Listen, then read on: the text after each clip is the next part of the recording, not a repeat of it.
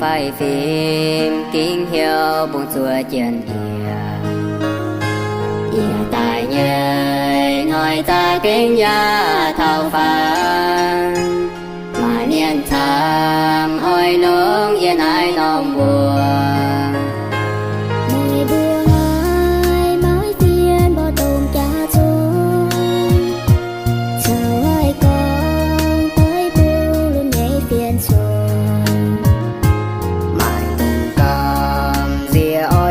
Xiên buồn chiều dệt môi nhơi hồi liếc rơi mãi cành thảo xiên nhìn nhây miên ôi chu kinh dìa gì nói đời si đông hãy chung ôi chu chuồn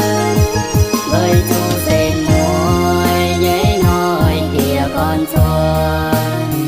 ôi chu tao cao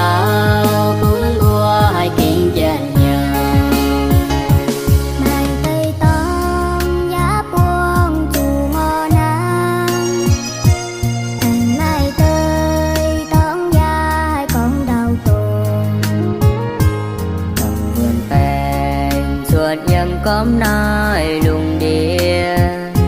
từng cam dìa xiên tính với siêu Giêsu.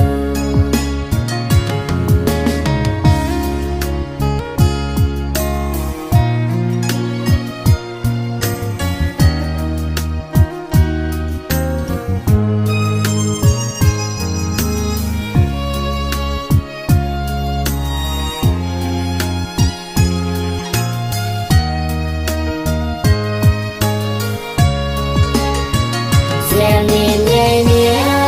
ôi chu kinh dìa gì nay tới si đông hãy chung ôi chu chuồn với chu trên môi nhây nói kia con chuồn ôi chu tao cao cuốn bùa hay kinh chân nhiều mai đời tông giá buông chu ngon